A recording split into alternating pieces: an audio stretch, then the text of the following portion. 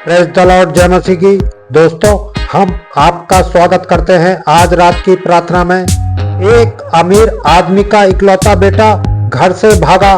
जाते वक्त पिता के घर से काफी मात्रा में नगद पैसा, सोने के जेवरात भी ले गया। घर में पिता के अनुशासन से परेशान रहता था। सोचता था कि घर में इतना पैसा है, बाहर की आजाद जिंदगी में ही सच्ची खुशी और मजा है।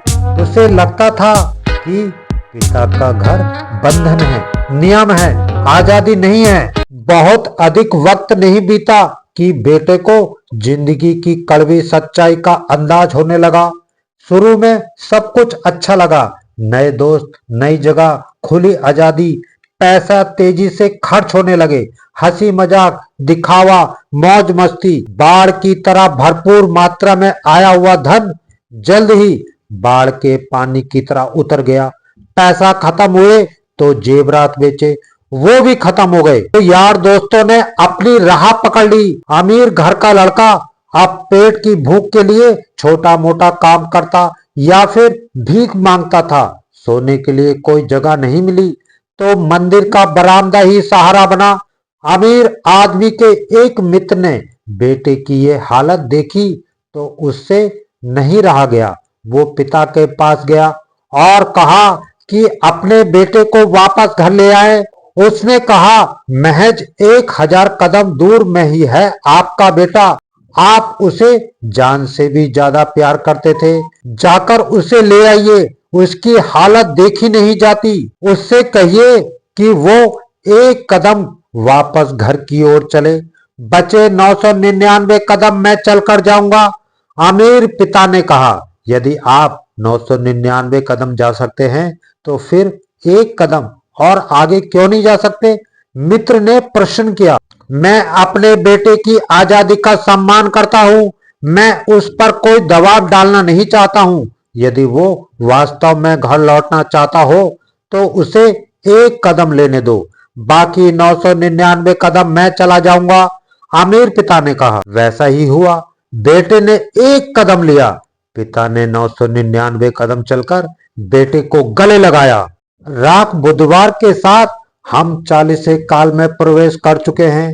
ये समय का एक ऐसा हिस्सा है जिसमें हमें जो कुछ भी हम कर रहे हैं उसे रोकने के लिए कहा जाता है, चाहे वो कितना ही महत्वपूर्ण क्यों ना हो।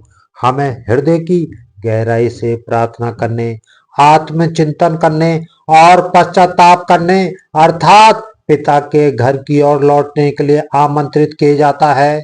यदि ईश्वर हमारे कर्म और पापों के अनुसार हमारे साथ व्यवहार करता तो आशा शीघ्र ही समाप्त हो जाती, परंतु वो हमारे साथ अपनी दया के अनुसार व्यवहार करता है। हम ईश्वर के सामने अपने सद्गुण और सदाचार के कारण नहीं बल्कि उसकी दया के कारण खड़े हैं। हर दिन एक वरदान है जो कमाया नहीं गया बल्कि उपहार स्वरूप दिया गया है। ईश्वर क्षमा करने से कभी नहीं थकता, मनुष्य का हृदय ही क्षमा मांगने से थक जाता है। ईश्वर की दया उसकी कमजोरी नहीं बल्कि उसके प्रेम की शक्ति है। हर सुबह नई क्षमा के साथ आरंभ होती है। ईश्वर दया दिलाने से कभी नहीं थकता।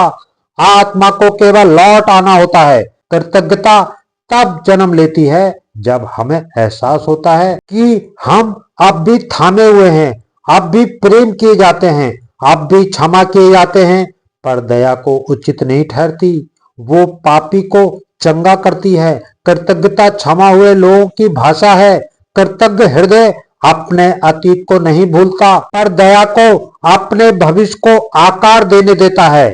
हम माथे पर राख लगाने का प्रतीकात्मक संकेत पाते हैं जो हमारी मानवीय सीमितता और नश्वरता को स्वीकार करने का एक तरीका है। हम खुद को जो भी समझते हो। राख बुधवार की परंपरा हमें याद दिलाती है।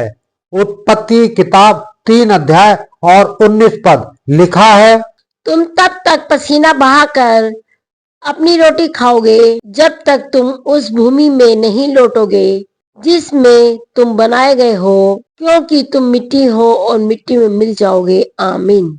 इसका अर्थ उदास होना नहीं इसका अर्थ सिर्फ हमारी बड़ाई को कम करना और हमें उस वास्तविक मानवीय हालत से जोड़े रखना है जो हम सबकी सच्चाई है। ये कहानी सिर्फ उस बेटी की नहीं, ये हम सबकी कहानी है।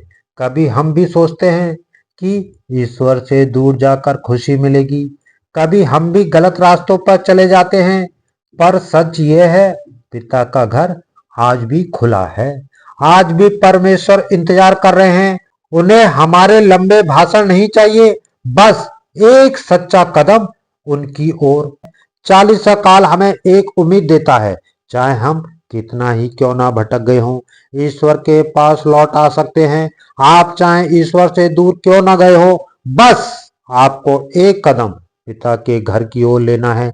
बाकी सब कुछ ईश्वर की अपार दया पर छोड़ दीजिए। आमीन।